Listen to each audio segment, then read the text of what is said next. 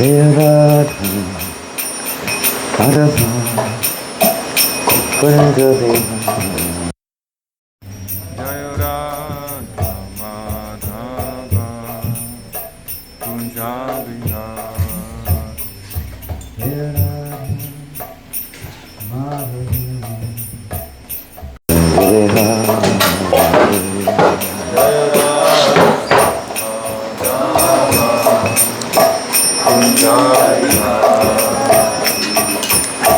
Kopijaya Balava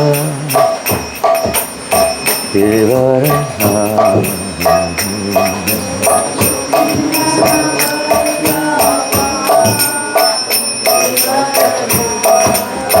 Yasoda Nandana Vrajajana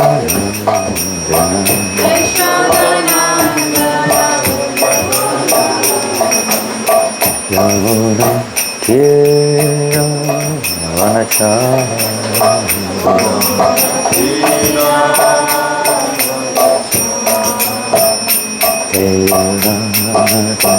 Amadava Kunja Vihara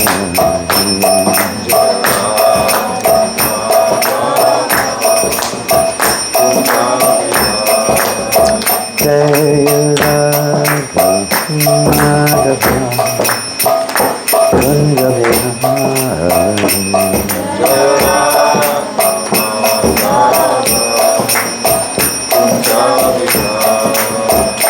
Jaya Radha Madhava Kunja Vihari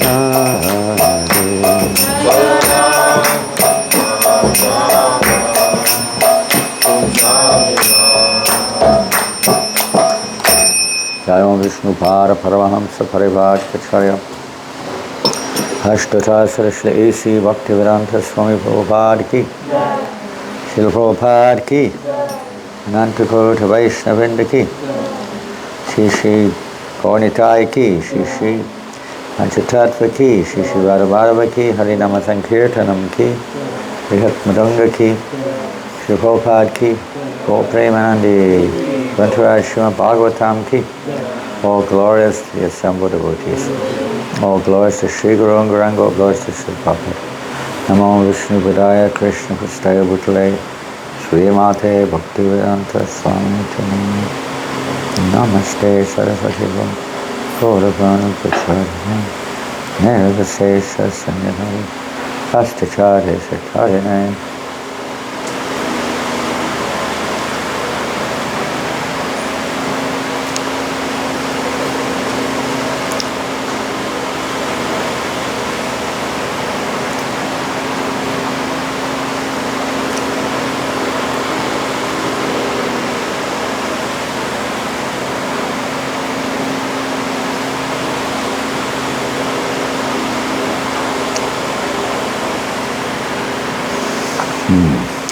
Om Namo Bhagavate Vasudevaya Om Namo Bhagavate Vasudevaya Om Namo Bhagavate Vasudevaya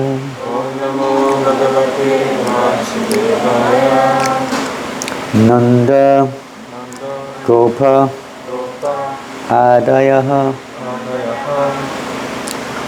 Gopaha Bojaraja Samahutaha Nivedita Upayanaha Te Ekasmin Manche Avishan. Struggling to get the verse, huh? It's text number 38. Chapter 42 of the 10th canto, the breaking of the bow, is the last verse of the chapter. Chapter 42, last verse, 38. Nanda Gopada Yogopa Bojaraja Samadhuhataha Nivedito Payanascha Ekasmin Mancha Avishan mancha avishan. Nandagopadayo Gopa Nandagopadayo gopa. Bojaraja Samahutaha Bojaraja samahutaha. Nividito Payanaste Nivedito payanasta. Ekasmin Mancha Avishan Ekasmin mancha avishan. Nandagopadayo Gopa Nandagopadayo gopa. Bojaraja Samahutaha Bojaraja samahutaha. Nivedito Payanasta Nivedito payanasta. Ekasmin Mancha Avishan Ekasmin mancha avishan. Nandagopadayo Gopa Nandagopadayo gopa. Bojaraja Samahutaha Bojaraja samahutaha. Nivedito Payanasta Nivedito payanasta. Ekasmin Mancha Avishan Ekasmin mancha avishan. Nandagopadayo gopa. Nandagopadayo Gopa Bojaraja samahutaha. Bojaraja Samahutaha Nivedito payanasta. Nivedito Payanasta Ekasmin mancha avishan. Ekasmin Mancha Avishan Nandagopadayo gopa. Nandagopadayo gopa. Bojaraja samahutaha. Bojaraja samahutaha. Nivedito payanasta.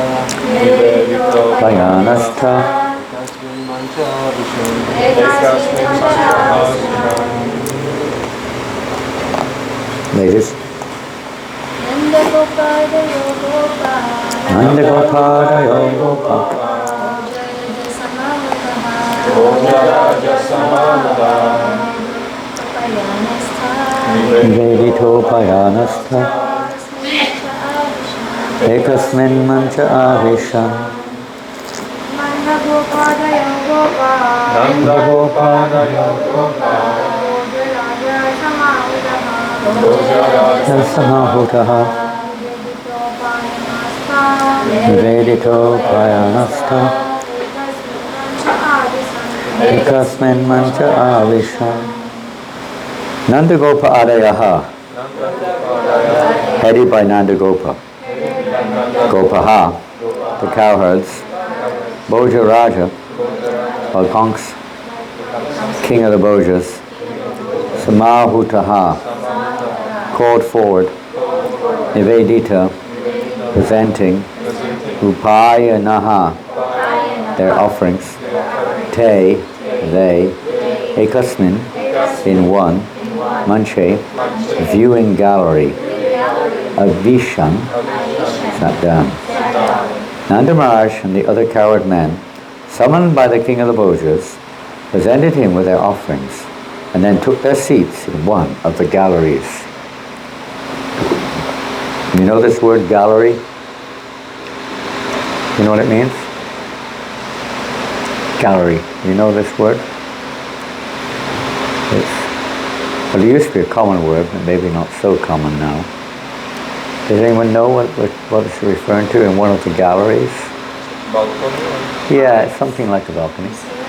In the old days, especially in England, and obviously same thing, similar thing here, when there was some show, some kind of dramatic presentation, theatre, like in the theatre, you had these areas, you had the seats in general, then around the side there were these like areas at different heights. You know. They weren't like going back very far, they were just for special persons to sit. They're called in the galleries. You get a very good view. So it appears, and you'll see this if you look at some of the paintings of this scene, you'll see some galleries are there in the paintings, like a stadium or something, and then different levels of viewing the galleries, looking from the galleries. It's used for other reasons too sometimes, art gallery and things like that. But that's the meaning here. They're sitting in a particular place, which is for them, chosen by Kamsa. And then one of the galleries. There were more than one. There were others also. Kamsa is the king of the Bhojas. There are different types of dynasties. What do you say here, dynasty or dynasty? Do you know what dynasty or dynasty means? What does it mean? Dynasty or dynasty? What does it mean? Line of kings, yeah. The particular line going back, we read it earlier on in here, but there were two particular lines of kings, and then there's many branches of those lines. One is from the Surya Vamsa, and the other is from Chandravansha, from the moon god and the sun god. Kings descend, the Kshatriyas. So in that particular line, and then there are many branches within those lines. I don't know which ones are which, but the Bhoja is one of the Bhoja means, it's kind of a phrase, but also it refers to kind of those who are interested in sense gratification. So whether that's just a coined phrase or an actual name, but they're the Bhojas, the line which he's in. And then Nanda Maharaj, they're in different lines, the Vaishnavas, the Kurus, the Yadus, and so on. Different branches are there. According to purport, any of the words there which are a little unusual. No, I think so. According to Srila Vishwanath Chakravarti, the word Samahutaha indicates that King Kansa respectfully called the leaders of Vraj forward so that they could make their offerings to the central government. Whatever he was, and he was in a terrified condition in one sense, but he was an expert politician, an expert diplomat. According to the Acharya, Kamsa assured Nanda as follows: "My dear King of Vraj, you are the most important of my village rulers." So he's praising the residents, although his intention is not exactly favorable, but he's praising them to try to ease their hesitation and to facilitate his plan. He's praising them, try to make them feel. I think in one sense this is traditional. When anyone comes to a home, even if they're an enemy, one is supposed to greet them with, sweet words, and make them feel like, welcome, very welcome, sweet words and refreshment, sitting place, and so on. So in one sense, he's doing that, making them feel relaxed. And then, of course, once they're settled, then you can do your dirty deed. Yet, even though you have come, and what is I missed something there? So they can make their offerings.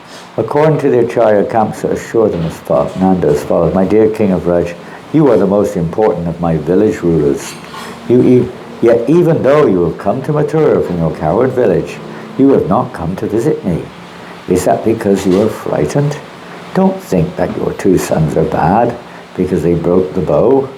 I invited them here because I heard they were extremely powerful, and I've arranged this wrestling match as a test of their strength. So please come forward without hesitation. Do not be afraid."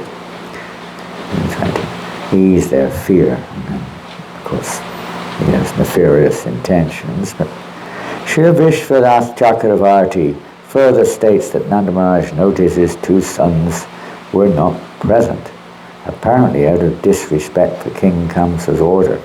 They had taken the morning off and gone elsewhere. In this way, he's saying, don't think that they're bad, they haven't come, they're not here, and they're not really taking me seriously. I don't think they're bad, it's okay. He's trying to, to say. Thus Kamsa delegated some coward men to go look for them. That's interesting. Kamsa delegated some of the coward men, go look for them, and advise them to behave properly and come back to the wrestling arena. The Acharya also states that the reason Nanda and the other coward men sat in the galleries was that they could not find any sitting place on the royal dais. So the royal dais is where the king sits with all his ministers and leading citizens, but there was no place for them. So he'd given them a place in one of the galleries to view the wrestling match, kind of out of kind of reach almost. and then sent him. Interesting that Kamsa himself, because he's the king, They're also, Nanda Maharaj is a local village king, but he's not the king of the country. Whereas Kamsa is the king of the villages, he's the king of the village kings. And they would have to act under his orders. So he personally, Nanda Maharaj would not be too keen on that in one sense, because naturally, being the father of Krishna and Balaram, that he would be very concerned that this arrangement is being made, but he had to obey the orders of Kamsa, because Kamsa was, and Krishna was also enthusiastic about it. So in this way, Nanda Maharaj went along with the whole show, and they came there, all the coward men, not so much the coward boys, the coward men, along with Nanda Maharaj, came to Mathura from Vrindavan, along with Krishna, brought by Akrura, of course. They also accompanied Krishna, and they were there for obvious reasons. They also had to pay their annual tax. It was a custom that all the local villagers in the kingdom would pay tax. It's nothing unusual. Tax has been there since time immemorial, as far as whenever institutionalized or organized society was there. In maybe not in such a yuga, but in other yugas, this is the form that the kings, the rulers, they sustain themselves through tax. So it wasn't money as such, it was produce. So they would, a certain percentage of the village produce would be given to the king, whether it was annually or monthly or whatever, but it was given. So Nanda Maharaj, being a citizen in Kamsa's kingdom, for whatever reason he'd usurped the kingdom, and he was obliged, as one of the village rulers, one of the village local king, he was obliged to pay his tax.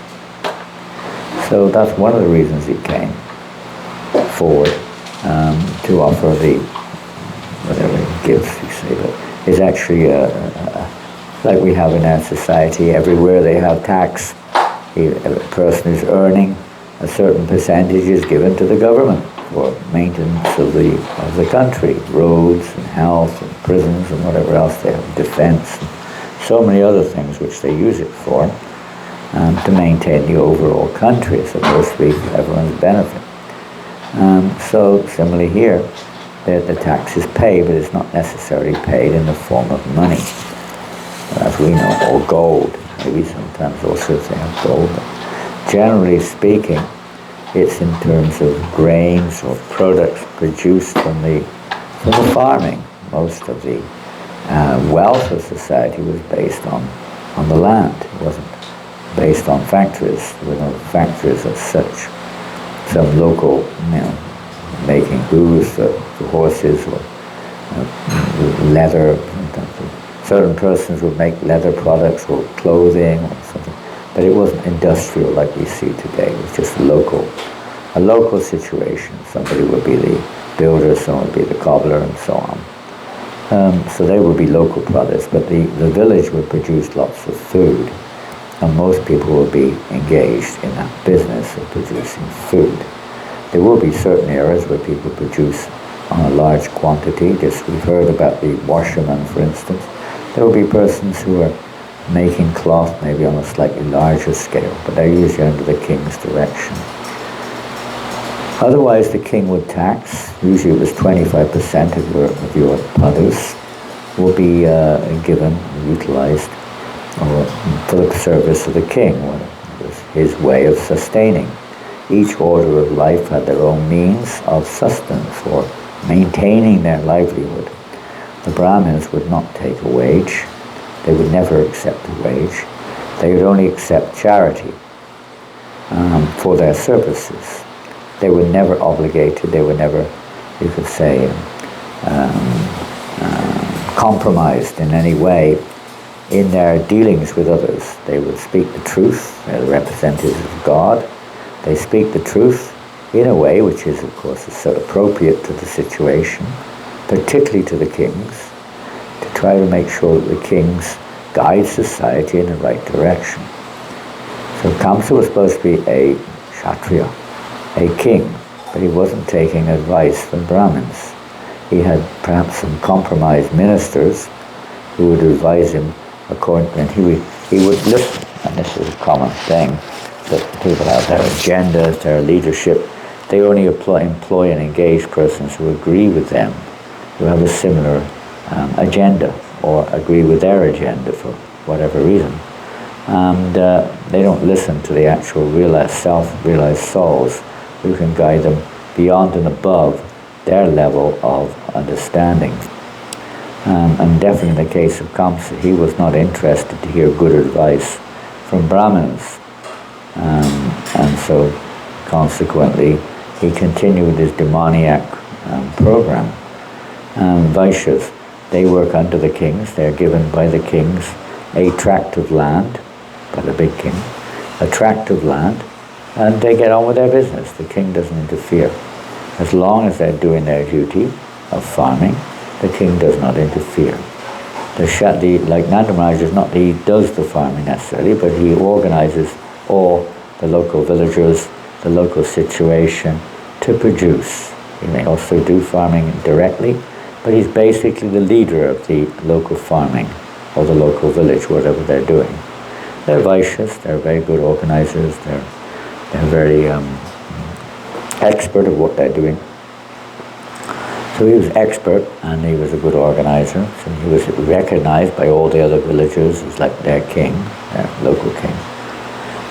But he worked under Kamsa.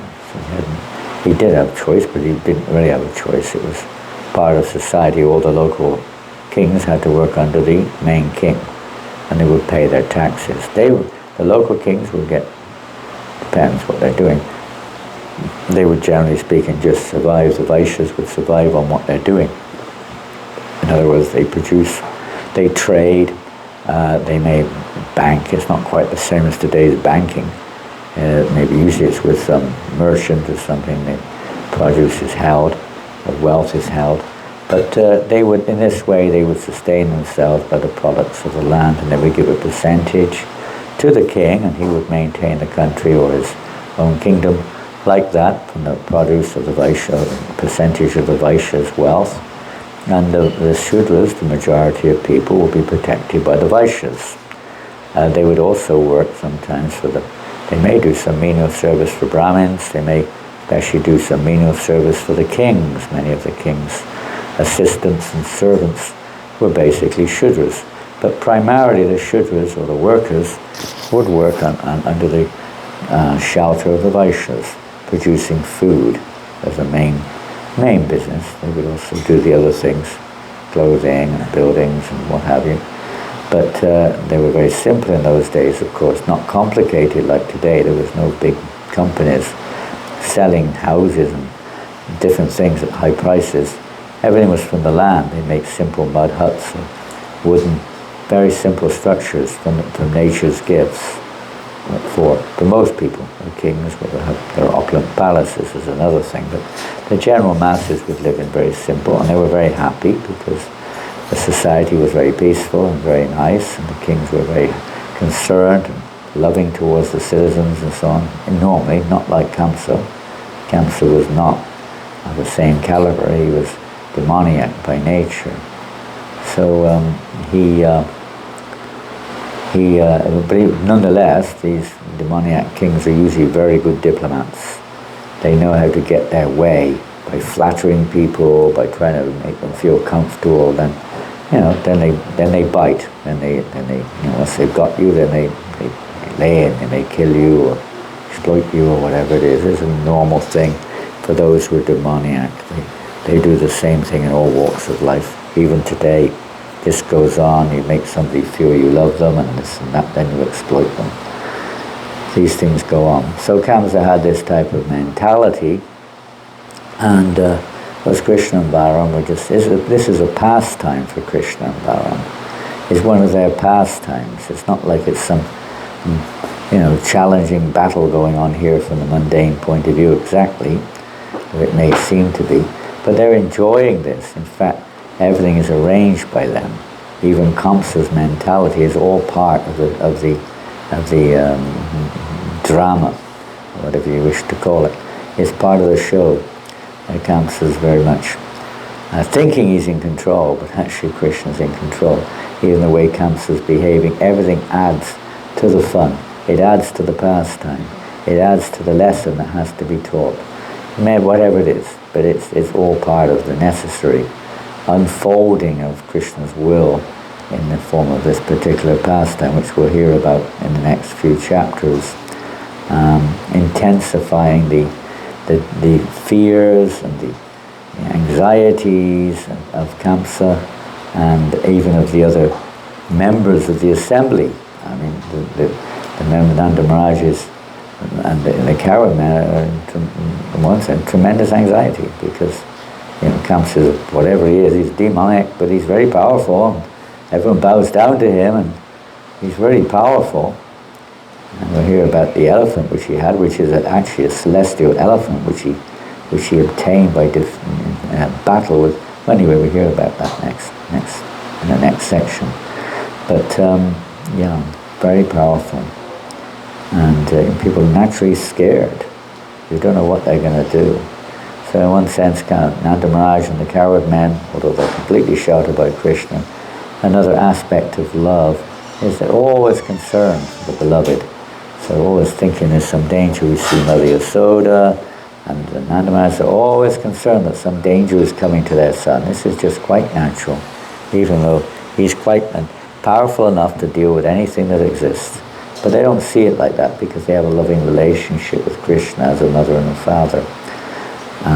Krishna is the cynosure. He's the life and soul of Mother Nanda and Yasoda, of Nanda Maharaj and Mother Yasoda. He's their life and soul.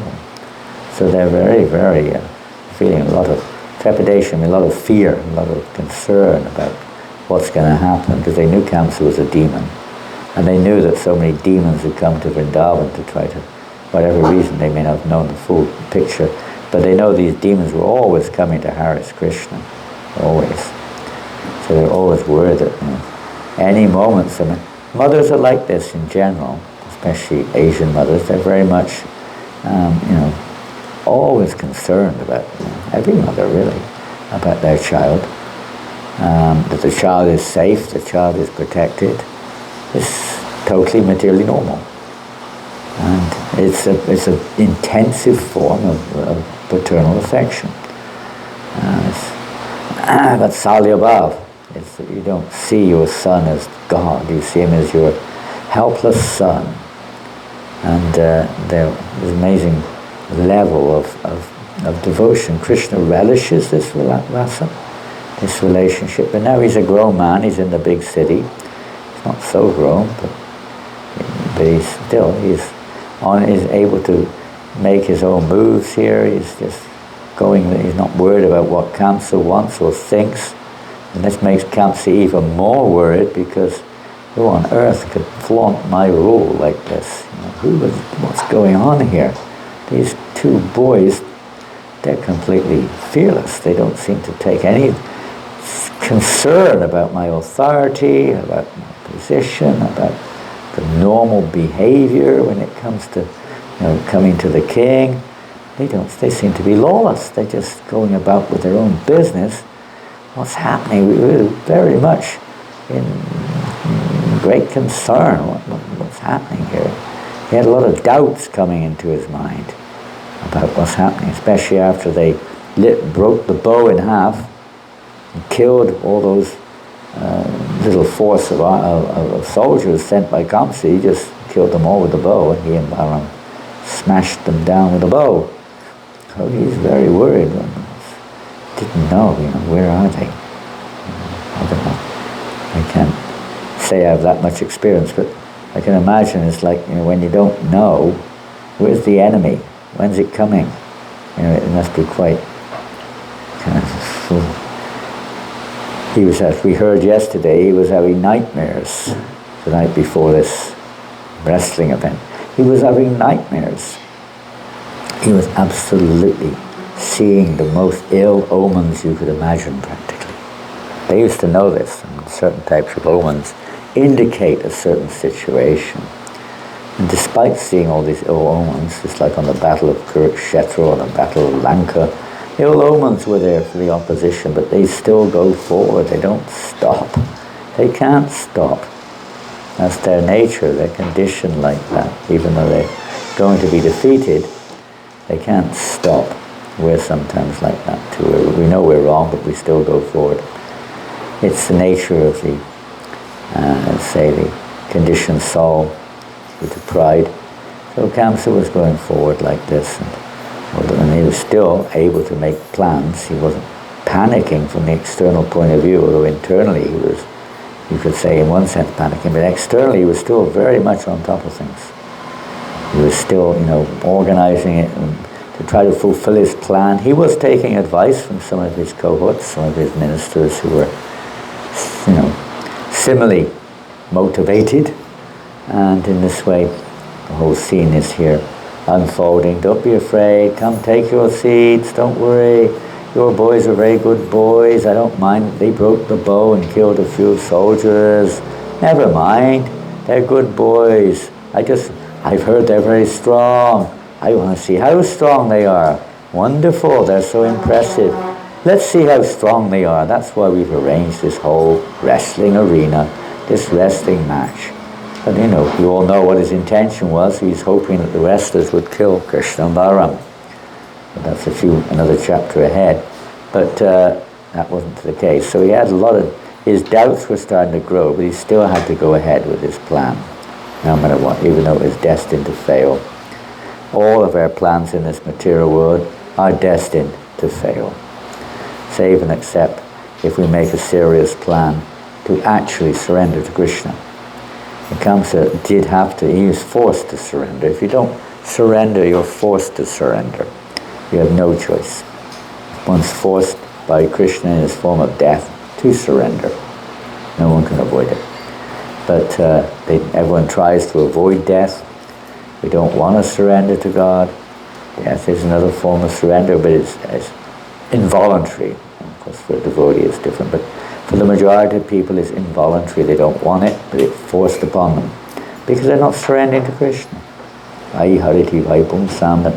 The nights, the sun, and the rising and setting of the sun diminish the life of everyone, except for those who are actually engaged in the service of the Lord. It doesn't affect them.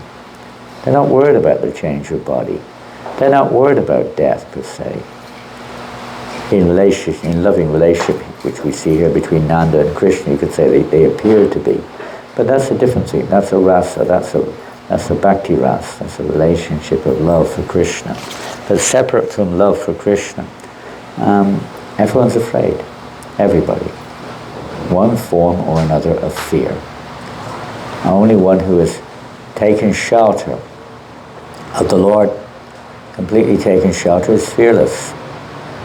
There's nothing to fear when we take shelter of the Lord. We may think there is, but there isn't anything because Krishna protects his devotees. He's always protecting his devotees in different ways. Our understanding of how Krishna protects may not be quite the situation or the real understanding of it. We generally think in terms of physical protection, and protecting us physically is the normal way, which is for conditioned souls understandable. But the deeper protection of the Lord is, we heard, he's protecting us from this tendency to become captivated, as we discussed last night actually, captivated by the material energy. Everyone is captivated, and aspiring devotees may also be captivated by the material energy. They may be misled by the kamsas of this world very easily. They make you feel, it's very nice in this material world. Come on, relax, have fun, nothing to fear, don't worry. There's all kinds of false promises are there, and we oftentimes get captivated by it, dragged away. So the protection is not so much to protect our physical condition or to fulfill our material desires, but rather to release us from them or protect us from becoming overwhelmed by these tendencies, or the objects of the senses, to be protected from being captivated by the objects of the senses. They're very hard to overcome, very difficult. Even Prabhupada used to pray like that. But please protect me, my dear Lord, dear Srimati Radharani. Please protect me that I never fall under the influence of Maya. One would wonder why on earth is Prabhupada praying like that.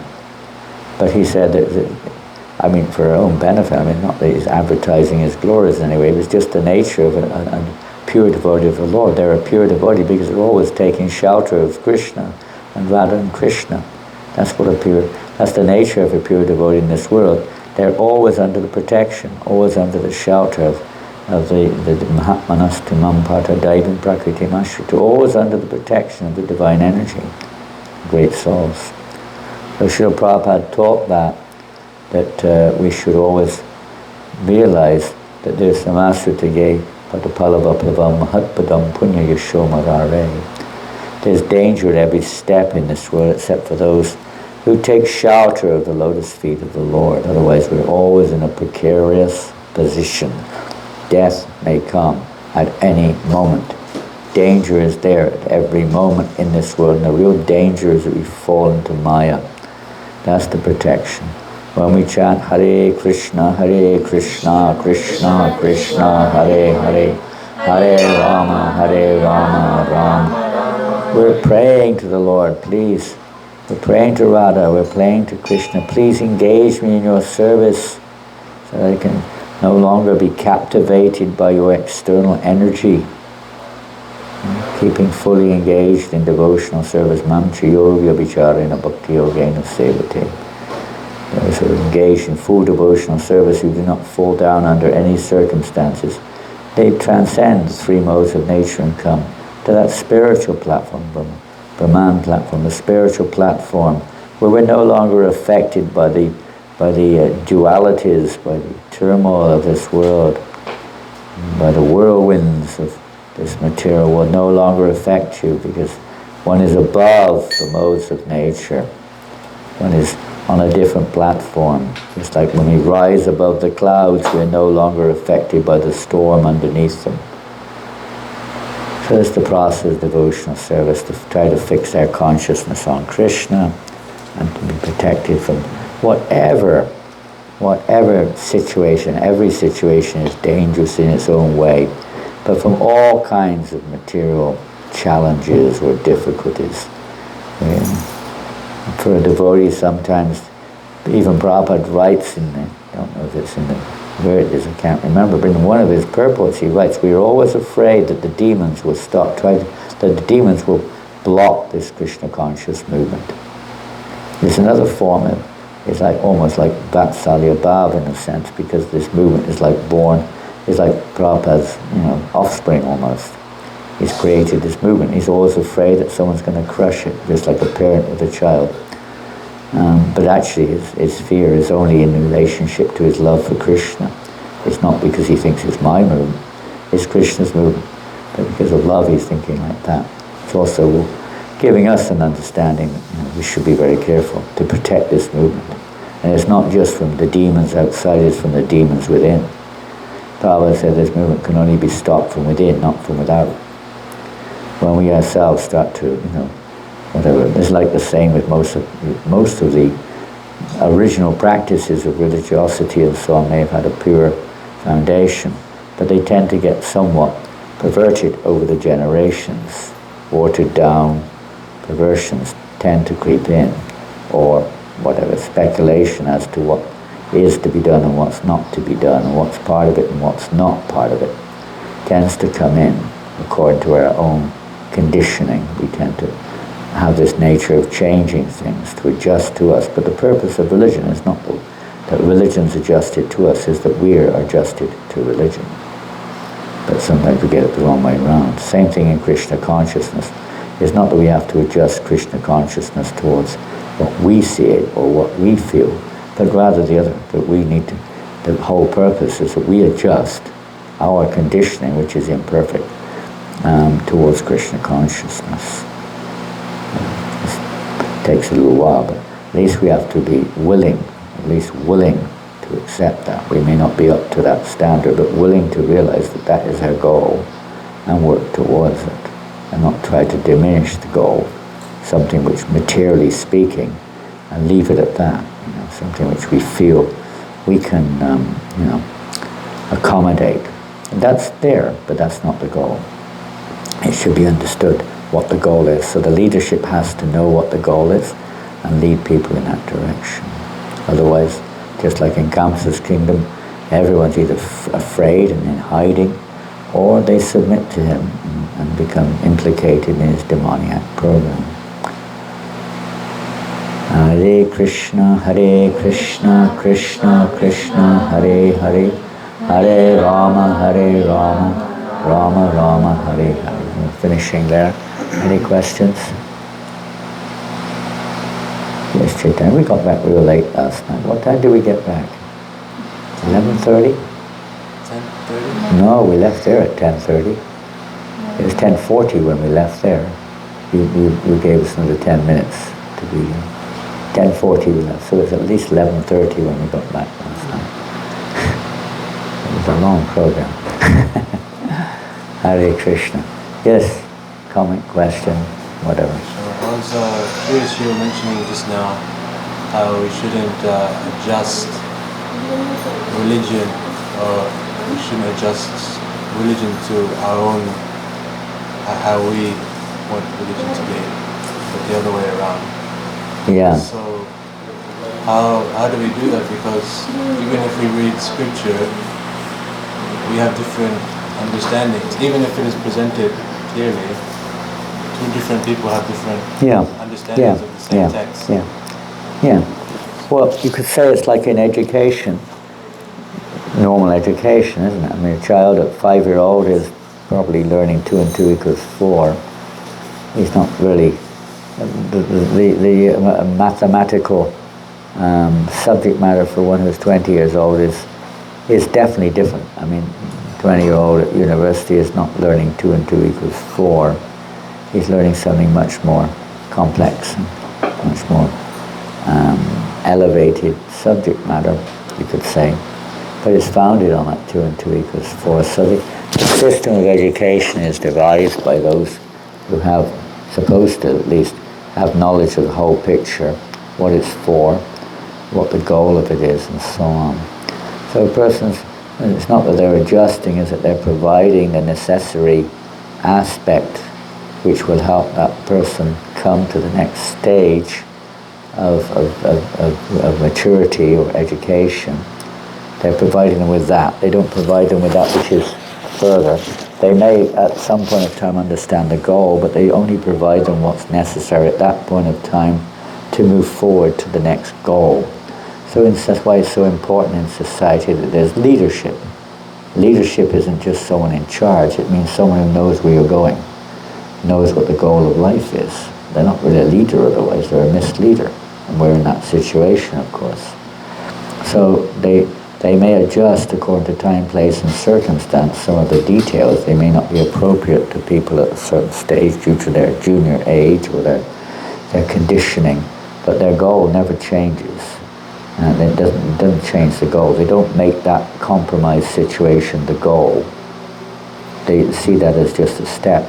And this is the unfortunate thing that's happened, that many people have made the rituals, be they what they are, even if they're original, they've made the rituals, which are only a step towards the goal, they've made that the bottom line. They've made that's the standard. And if you follow those rituals, that's it. And then someone else has a different set of rituals and they fight over it. Because they're both neophytes. It's like children, may fight over something, but they don't understand what the real situation is. They only see it from their very limited perspective. So the leaders are supposed to have a broader vision, to understand how everything leads to the same goal, although it may be different application. Doctors also have to be expert, and maybe they're not, but they should be, to understand what medicines are appropriate for different patients in different degree of illness. Even they may have the same illness, they've got to know the nature of the patient, not just the nature of the disease. It just takes a bit of intelligence. So it's just why it's so important that leaders. That's why Krishna speaks the Bhagavad Gita to Arjuna, because he's a leader.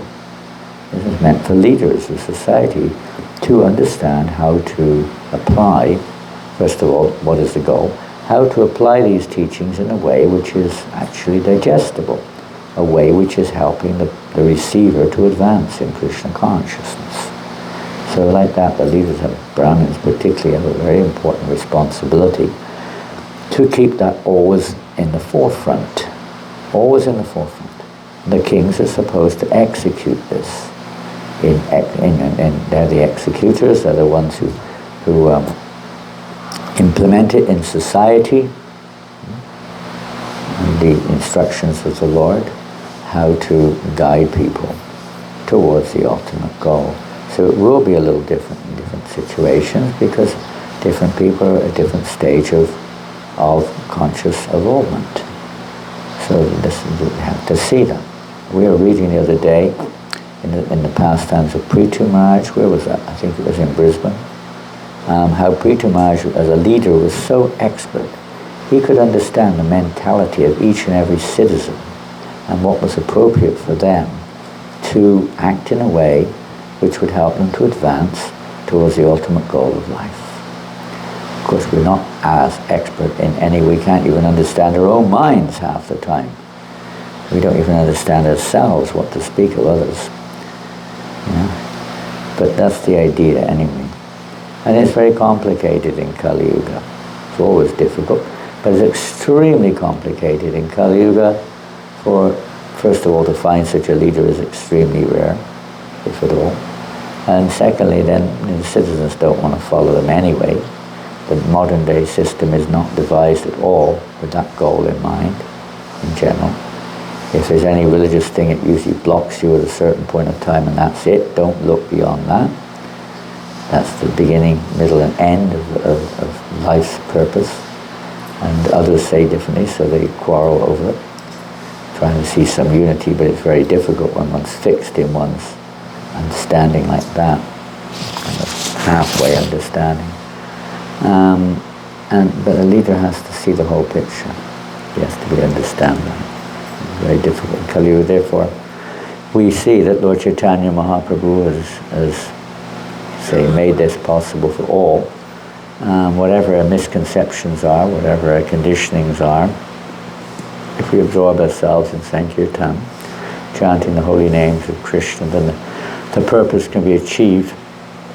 And much more than the purpose can be achieved. In fact, in most societies, the purpose is just to cooperate, to abide by the will of the Lord, and to come to the platform of, understanding our business is to serve God. Everything's meant for that reason, and we just come to a point, I'm a servant of God.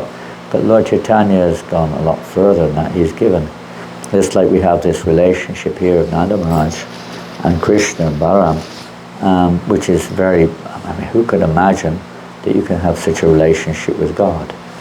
Most people don't have any concept of this. It's very vague. There's a little bit there in Catholicism with Mother Mary, of course, and Jesus. There's a little bit of that, no doubt, but it's not something you think that you can also have such a relationship. Maybe some people do, I don't know. But not much. What to speak of conjugal love is some fraction indications are there. But there's no process, there's no cultivation of that relationship. It's not there.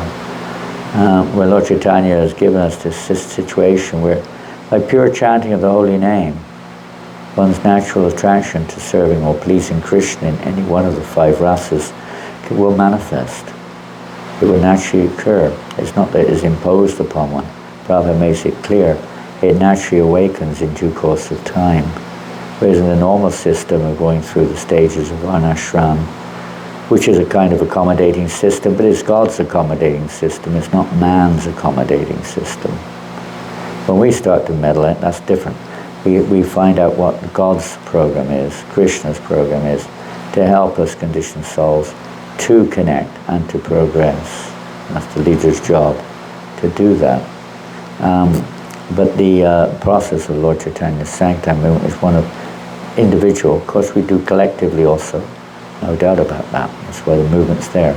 But ultimately, individually, cleansing our own heart so that one's own natural, this is why the process of Nityananda Sankirtan movement is the internal process. It's not an external imposition. It's not a set of practices. It's a set of practices only for the purpose of purification of the heart, which is the actual, you could say, the means of revelation. As our heart becomes cleansed, then things become clear. Nityasiddha Krishna Prem Sajakavanai Shavanadi Shuddhachiti Karyudai. Shavanadi Shuddhachiti, through hearing and chanting, Shuddha, the heart, chitti, becomes purified, becomes cleansed. Then we can see things. Atakshi Krishna Namadina Bhavad Goyamindre. We can't see Krishna with materialistic senses, but when the senses become cleansed or purified by the process of hearing and chanting, then Krishna may reveal everything.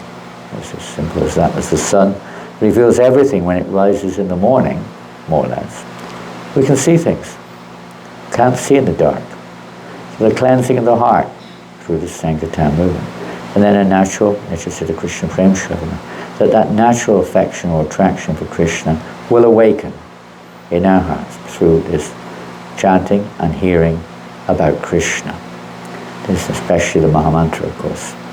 This is Lord Chaitanya's means. This is Kali Yuga, the only infallible means of success. And success is not a material thing, it's not even liberation. It's actually awakening. As Lord Chaitanya's main purpose of coming was to taste Krishna Prema, and he wants everyone else to taste Krishna Prema also. That can evolve through absorbing ourselves in the Sankirtan mission. Absorbing ourselves is a little bit more than a mechanical process. But anyway, we may start with that. Try to hear, try to do this, that, anything which helps us to be focused on the holy name. It's not some mechanical thing. Ultimately, it's an awakening of relationship, of a loving relationship with Krishna. And you never want, there's no question of, you have to chant, come on, you have to chant. I should chant more. That way I'll get something. It's automatic. Satatam kityantamam tantascha dudavata. Automatic, but that comes in time. So there's a process. Even in chanting, there's stages, there's process, you have to take guidance and so on and so forth. But that's the means in this Kali Yuga, in total absence of any, let's say, productive leadership in terms of spiritual progress. There's nothing, practically. Prabhupada created this movement to facilitate the Sankirtan Yogya. That's what we're here for. To facilitate the Sankirtan Yogya, of chanting, spreading the holy name, chanting the holy name, and everything else which is favorable to that. Deity worship, temples, whatever is favorable. But ultimately, but in terms of the missionary activity, is to spread the holy name. Which of course also is not different than the ultimate goal, to please Krishna, to attain prema. So you can't jump in there straight away, premature. We can't be prematurely expecting that. So there are stages, even in this movement, devotees engage in different things. The vast majority of people will be living outside.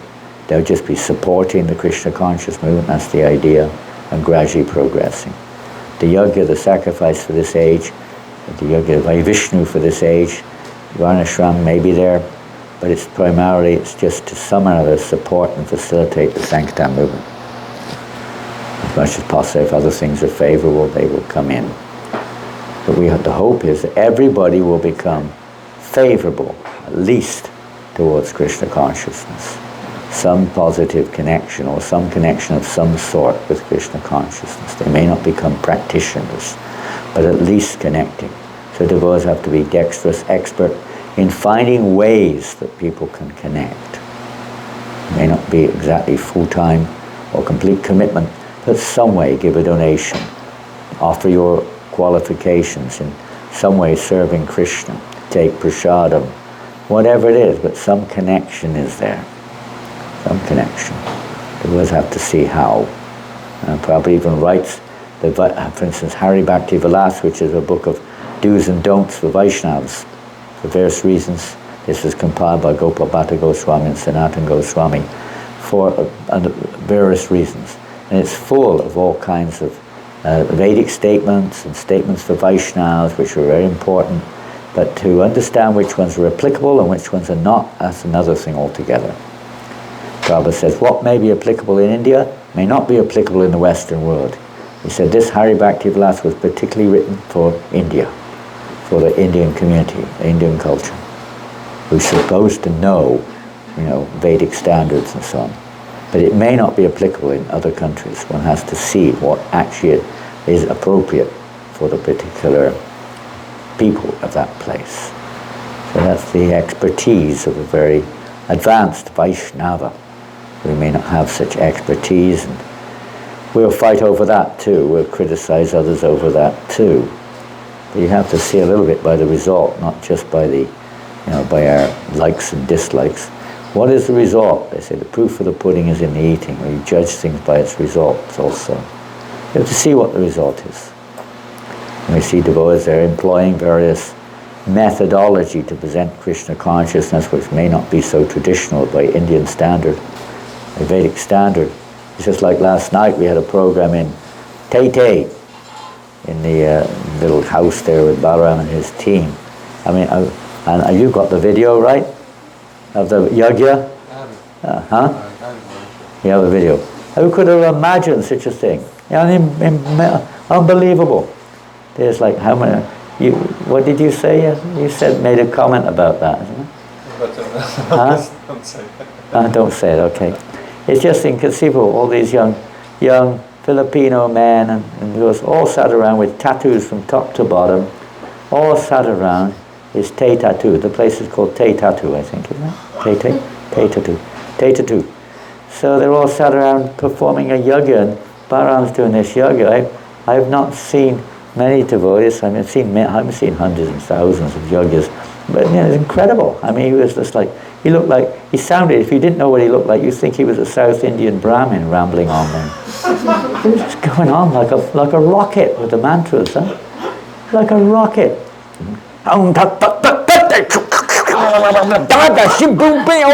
He was going like bananas. Tattoos from top to bottom. A Vedic Brahma would have a heart attack if he saw that, I think. What is going on? What is it? He could make a fortune if he wanted to. He'd be the talk of the town if he wanted to bring that into the, Indian community. They wouldn't believe it. A Filipino covered in tattoos leaving us in the dust, making us look like a bunch of idiots. He was really, I don't know if he was, I don't even know, maybe he said all the wrong mantras, I don't know, but he was pretty impressive. Nobody has a clue what's going on with these yogas, by the way. But he was pretty impressive, to say the least, wasn't he?